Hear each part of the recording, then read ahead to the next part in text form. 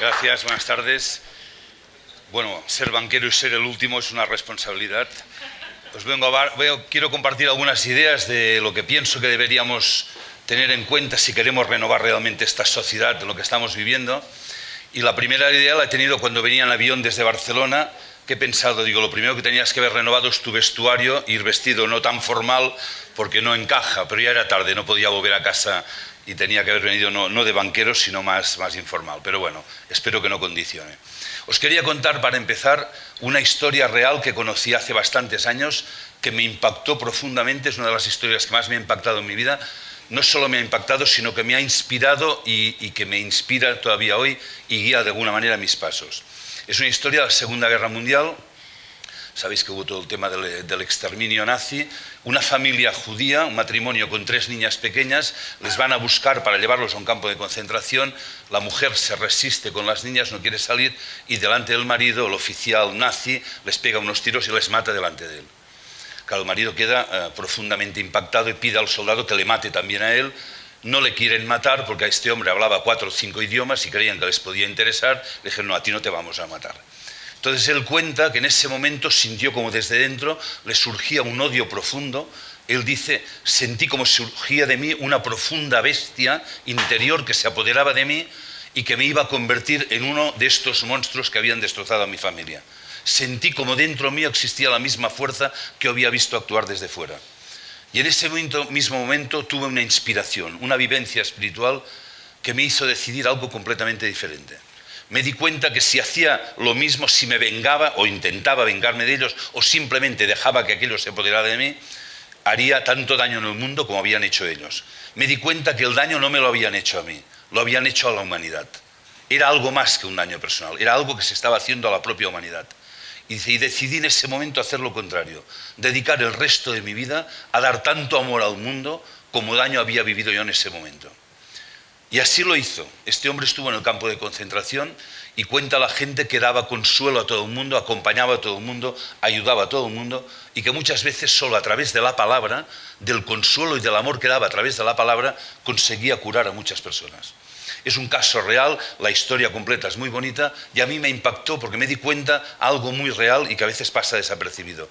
En los seres humanos viven 2 tipos de fuerzas poderosas. Una nos puede convertir en una bestia profunda, y lo vemos hoy en el mundo.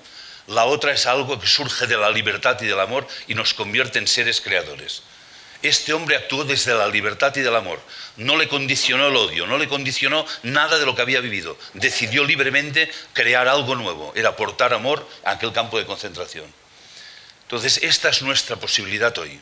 Estamos viviendo momentos difíciles, estamos viviendo de todo, corrupciones, lo habéis visto, de todo. La opción que nos va a sacar adelante es esta opción de la libertad. Sacar lo humano que tenemos dentro, no lo animal, que también existe. Y además lo animal en el animal no es problema, lo animal en el hombre se convierte en problema. Solo el ser humano destruye el medio ambiente, los animales no. Solo el ser humano destruye a su propia especie porque sí, no por necesidad. Pero el ser humano también tiene esta capacidad generadora, regeneradora, creadora, que surge cuando somos capaces de ser libres y de amar. Cuando no dejamos que nada de fuera nos condicione, cuando encontramos el auténtico yo. Hoy se ha hablado aquí antes del yo, el auténtico yo, cuando no permitimos que nada contamine nuestro yo. Y hoy hay poderosas fuerzas que nos están contaminando. Y deberíamos tener en cuenta las diferencias de los seres humanos y entender qué ámbitos tenemos que considerar para renovar esta sociedad. El primero es que cada ser humano es diferente. Esta es nuestra grandeza. Cada uno es diferente. Tú puedes estudiar un ser humano, 1000, 10.000, no tendrás idea de cómo es el que está al lado, porque cada uno es único, o debería serlo. Esta es nuestra grandeza, y si queremos vivir en paz en una sociedad justa y equilibrada, con salud social, deberíamos fomentar la diferencia. Deberíamos permitir que cada uno desarrolle su diferencia. No solo la tolerancia. A veces decimos, yo soy tolerante. Ser tolerante es una arrogancia. Debemos interesarnos por los demás, por sus diferencias, por su diferencia de religión, de raza, de sexo, nacionalidad, idioma. En vez de que esto nos separe, nos debería unir más, porque cada uno de nosotros nos enriquecemos con la diferencia del otro. Y hay un ámbito en la vida social, que es el ámbito cultural. A mí me gusta llamarle el ámbito espiritual. Lo que pasa es que la palabra espiritual para algunas personas tiene connotaciones raras, para mí no. Espiritual es aquella parte superior del ser humano que tiene que ver con la cultura, pero también con una búsqueda de sentido trascendente y tiene que ver sobre todo con la educación. Hoy uno de los problemas sociales es la educación. No educamos para ser seres humanos, estamos educando para ser animales sí, inteligentes si queréis, pero animales para adaptarnos a la sociedad. Se nos ha inculcado la teoría de la evolución, que el hombre es un animal, que los animales luchan por la supervivencia, que lo que se trata es de sobrevivir, de adaptarse, y preparamos a los jóvenes para que estudien, para que se adapten. Y yo cuando voy a las universidades, que tengo bastante ocasión de hacerlo, les digo a los jóvenes, no os adaptéis a esta sociedad, que está enferma. Y si os adaptáis a un organismo enfermo, enfermaréis. Lo que hay que es educar para la diferencia. Educar significa... Viene del latín, educar, exducere, conducir afuera lo que tienes dentro. Y educar a un joven es descubrir qué capacidades tiene y ayudarle a que la saque fuera. También a ver qué defectos tiene y ayudarle a corregirlos. Esto es educar. Por tanto, el ámbito de la cultura, el ámbito de la religión, el ámbito de la educación, lo fundamental es la libertad. Nadie tiene que decidir cómo educar a un joven. Ningún gobierno debería hacer un plan de educación y decir cómo hay que educar a los hijos. Esto es responsabilidad de los educadores y de los padres. Descubrir cuáles son las capacidades, no llenar la cabeza de contenidos. Nos hemos obsesionado en la educación intelectual. Hay un culto a la inteligencia y no lo entiendo. Presumimos de inteligencia. Todos los padres querrían que sus hijos fueran los más inteligentes.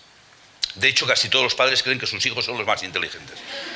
A veces lo dicen, mi hijo es, no es porque sea el mío, pero es de listo, están satisfechos. Y a mí cuando me hablan que alguien muy inteligente, digo, ¿y? La pregunta me da igual si es inteligente o no, la pregunta es, ¿cómo ha cambiado el mundo gracias a su inteligencia? Esto es lo importante, no es la inteligencia, es la bondad lo que interesa en esta época. Y bondad significa mis talentos, mis capacidades, ponerlas al servicio de los demás. Porque cuando uno lo que tiene lo consigue sacar fuera y lo pone al servicio de la humanidad, uno se encuentra realizado, uno es feliz y además las capacidades se multiplican. Esta es la experiencia. Cuando todo lo que tienes te lo enfocas para ti, tus capacidades se atrofian. Por tanto, el primer ámbito que deberíamos renovar en la sociedad es la educación, todo el ámbito de la cultura, intentar desarrollar que fuera posible la libertad en este ámbito. Hoy no lo es, sobre todo en algunos países, por ejemplo España. Y cuando digo esto hay gente que se me enfada, digo, pues enfádate. El gobierno, cada gobierno, cuando cambia el gobierno, deciden un plan de educación y deciden lo que hay que hacer.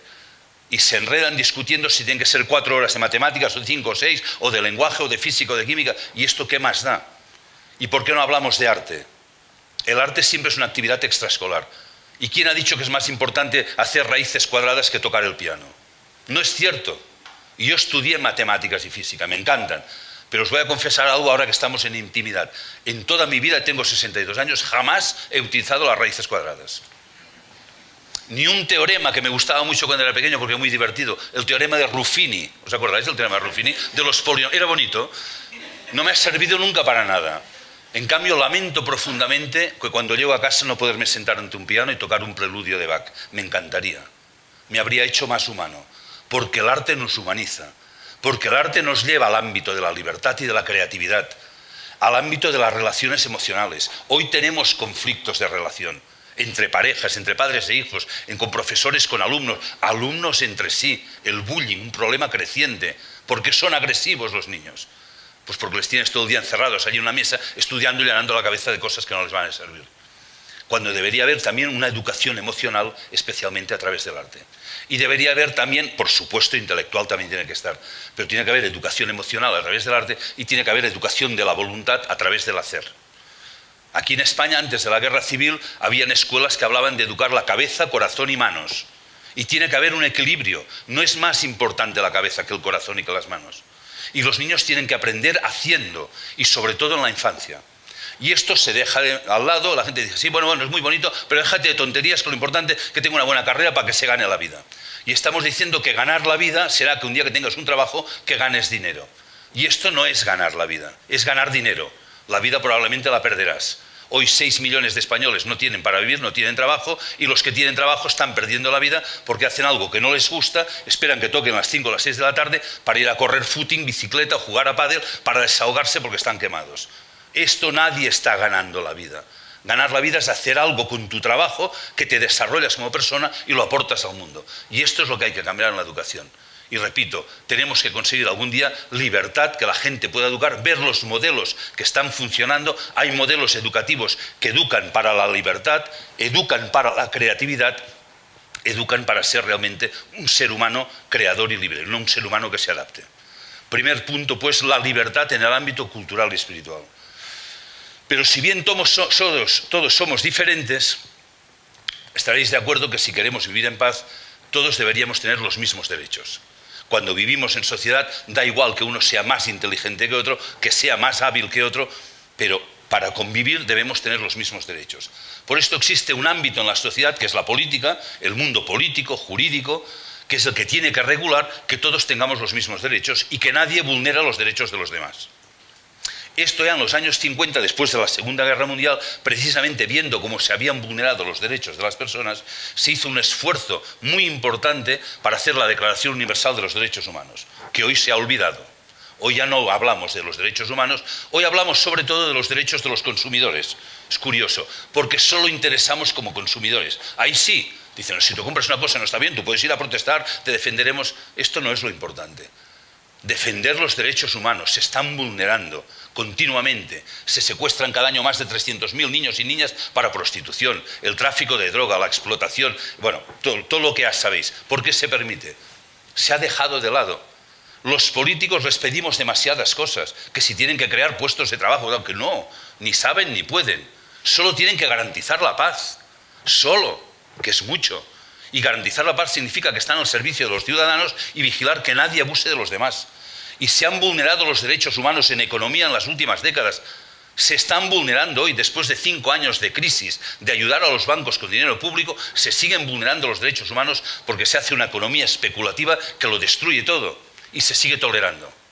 Entonces, la política es el ámbito de garantizar derechos humanos. Los jueces también deben estar al servicio de los ciudadanos, no al servicio del partido político. Yo me encuentro en mi vida laboral y en mi vida de conferenciante con jóvenes políticos que me hablan de sus ideas. Digo, hombre, pero esto es fantástico, ¿por qué no lo defiendes en tu partido? Dice, no, es que en el partido no puedo hablar de estas cosas. Pues chico, cambia de partido, crea un partido nuevo, hazte anarquista, no lo sé, pero no te sometas, claro. Entonces, es que no puedo hablar, o sea, el miedo nos está paralizando. Y los partidos han acabado, y quien dice los partidos, dice los sindicatos, es igual, asociaciones de empresarios, cada uno defiende lo suyo en vez de buscar realmente este valor universal de defender la paz y defender los derechos. Segundo ámbito, por tanto, el ámbito de la igualdad de derechos, la igualdad ante la ley, es fundamental que el mundo de la política lo tenga en cuenta. No sé si tendremos que ir a otro tipo de gobierno sin partidos políticos.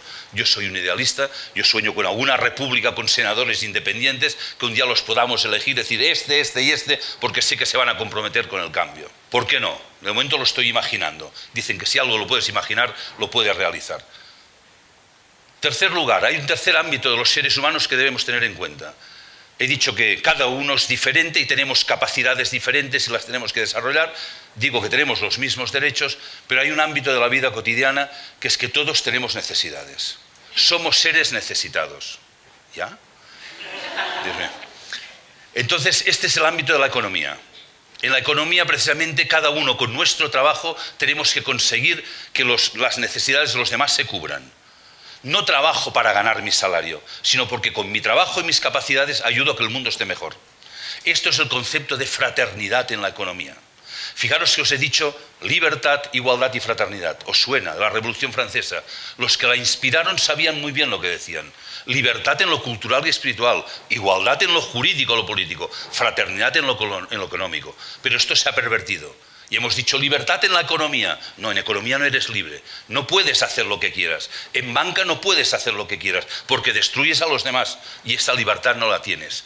Y existen otros modelos de economía, economía del bien común, banca ética, comercio justo. Todo esto es una economía buscando el bien común, no el bien personal. No queda tiempo. Siempre quisiera acabar con una idea. Hay que estar al tanto. En este momento están avisando de la gripe aviar en China, pero han avisado de una epidemia muy grande que está pasando en este país y se está contagiando. Es la asquerosis múltiple. Veréis a la gente infectada porque están así. Y cuando tienes una buena idea, podríamos hacer esto, otro, dices, vale la pena. Hombre, podríamos hacer banca ética, no lo vas a conseguir. Entonces, yo frente a esto os recomiendo una epidemia de conciencia, de confianza, de entusiasmo y de coraje y de compromiso con la sociedad. Porque esto es lo que hace falta y esto es lo que va a cambiar el mundo. Gracias.